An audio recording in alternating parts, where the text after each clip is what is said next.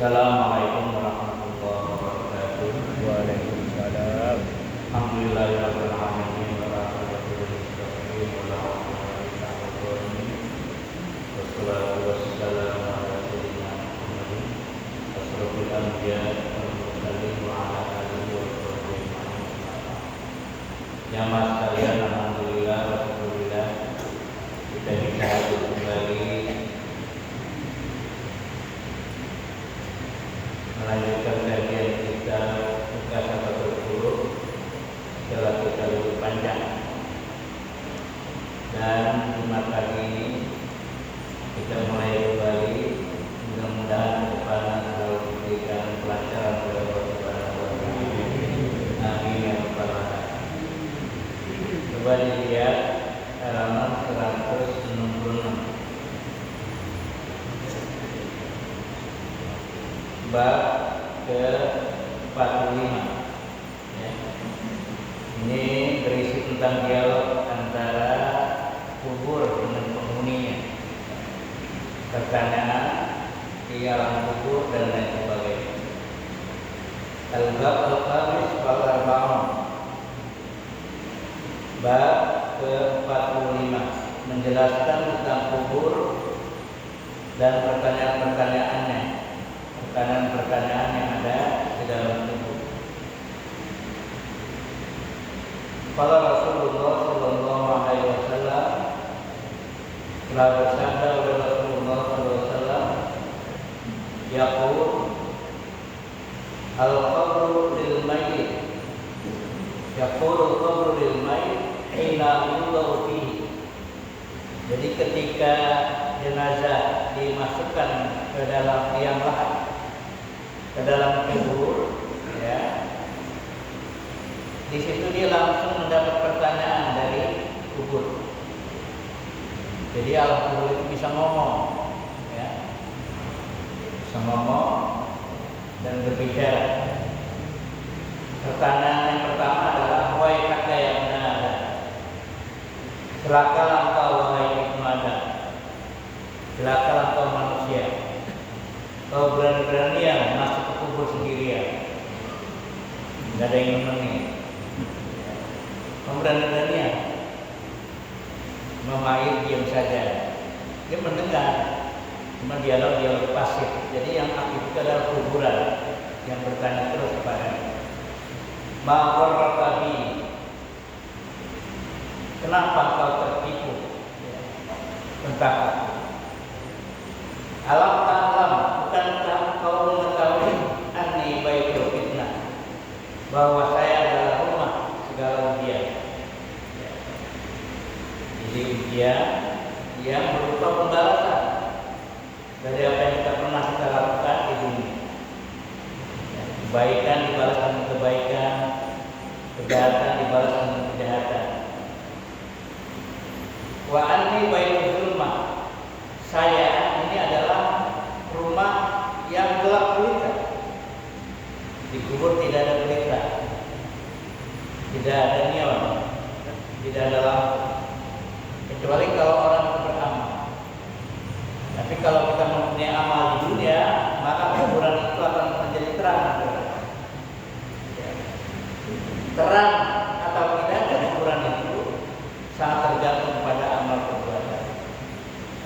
Itu disebut anis. Anis itu adalah sesuatu yang dapat menemani seseorang di kuburan. Bisa ngobrol, bisa ngopi sama-sama, bisa curhat. Kalau dia mempunyai amal, jadi amal itu nanti akan berubah, amal-amal baik menjadi penghibur kita di kubur nanti, menjadi penerang kita. Jadi anak baitul ilmu, wa baitul wahda, dan juga saya kata kuburan rumah sendirian. Jadi di kuburan cuma sendiri kita, kecuali kuburan itu ditumpuk banyak karena nggak ada lahan lagi.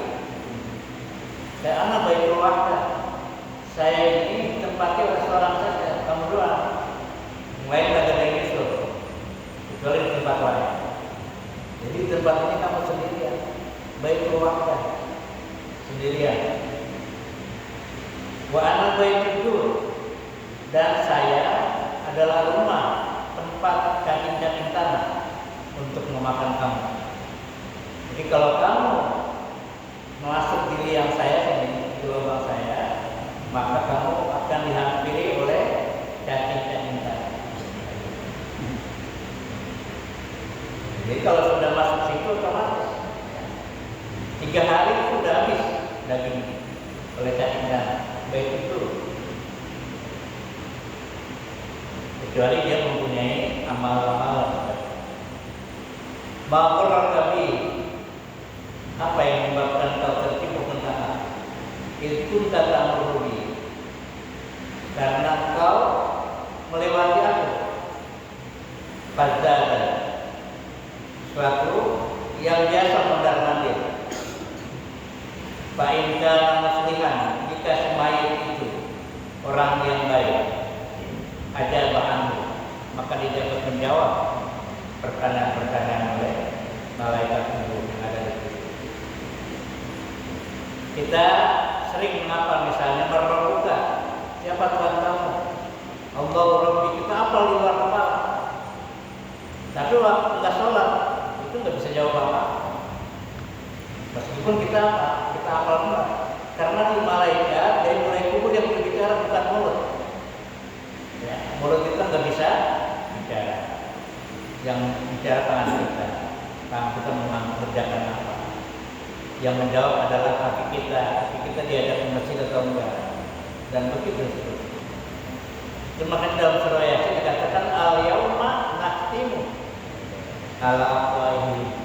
Pada hari itu kami kunci mulut mereka, tidak bisa bicara. Meskipun waktu di dunia dia sangat fasih berbicara, ya, sangat fasih, sangat lancar. Ya. Tapi kalau dia tidak sholat, dia tidak bisa. Al-yauma nakhtimu ala afwahihim wa tukallimuna aydihim, dan kita yang bicara kepada berikanlah.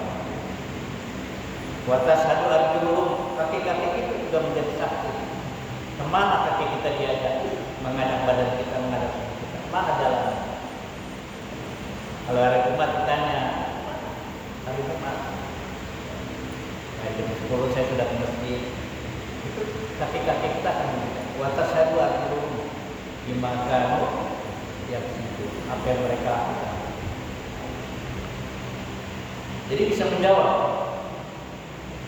Mujibul qabri, sebagai jawaban pada pembunuhan. Jadi kalau kita tidak berbuat baik, maka kita tidak bisa menjawab. Ara'aita in kana ya'muru ma'ruf. Kalau engkau melaksanakan yang ma'ruf wa yanha 'anil munkar, dan juga mencegah munkar ketika masih hidup, fayaqulu qabri inni idza ta'awwara alaihi fadhila, dan saya akan memindahkan kamu menjadi wajah-wajah yang hijau, wa ya'ulu jasadun nur, dan jasadnya yang sudah meninggal yang tidak ada ruhnya kembali bercahaya. Wa tasmudu ruhuhu ila Allah, dan kembali ruhnya kepada Allah Subhanahu wa taala. Kenapa ruh kembali kepada Allah? Jadi seseorang yang meninggal dunia, ruhnya akan meninggalkan badannya dan ruhnya akan kembali kepada Allah. Kenapa kembali kepada Allah? Karena Allah pemilik ruh. Jadi kita hanya ketitipan di badan kita. Suatu saat ruh itu akan diambil oleh Allah Subhanahu wa taala. Itu yang dimaksud inna lillahi wa inna ilaihi. Kita ini ruh kita milik Allah. Tapi badan kita itu milik cacing-cacing tanah. Ya, baik. Dia ruh akan kembali kepada Allah. Makanya Imam Syafi'i ketika dia sudah merasa sakit berat, dia berdoa, ya Allah, kalaulah aku meninggal dunia, segerakanlah ruh aku kembali kepada-Mu. Jadi semakin cepat seseorang ruhnya kembali kepada Allah, maka dia akan semakin selamat. Jadi bagaimana? Karena ruh ada juga nanti yang lama kembali pada Allah, karena banyak dosa dan sebagainya. Perjalanan sangat panjang, sangat melelahkan. Wa tasawwuru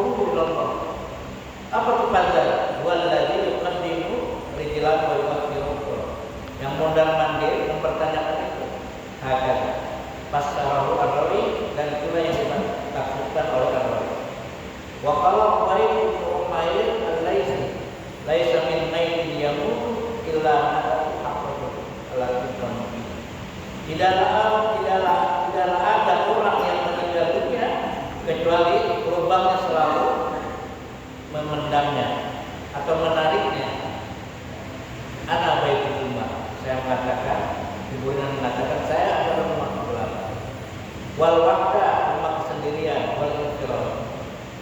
Baik pun tapi hayat dikalilah hidupnya.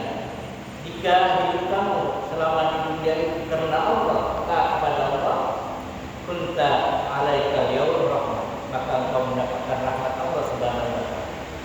Jadi kalau kita selama hidup menjalankan perintah-perintah Allah, meninggalkan larangan-larangan, maka otomatis kita mendapatkan rahmat dan kasih sayang dari Allah Subhanahu wa taala. Wa in kunta ma'siyan, sebaliknya jika engkau maksiat, meninggalkan perintah Allah atau melaksanakan apa yang dilarang Allah, fa'ana alaika yaum, maka saya menjadi bencana bagi kamu. Saya akan menjadi laknat. Makanya dalam kepercayaan Ahlussunnah wal Jamaah itu ada namanya azab kubur dan nikmat kubur. Ada siksa kubur dan nikmat kubur. Azab kubur adalah bagi orang yang tidak taat, tidak sholat, tidak puasa, tidak menjalankan perintah Allah. Tapi nikmat kubur itu sebaliknya, diperuntukkan bagi nikmat Allah. Jadi kalau di azab kubur seseorang sudah mendapatkan nikmat, otomatis di akhirat dia pasti masuk. Tapi sebaliknya, kalau dia di kubur sudah mendapat azab, maka itu tanda dia akan masuk neraka. Bagaimana masuk neraka? Lama atau sebentar dia transit di neraka, tergantung amal baik.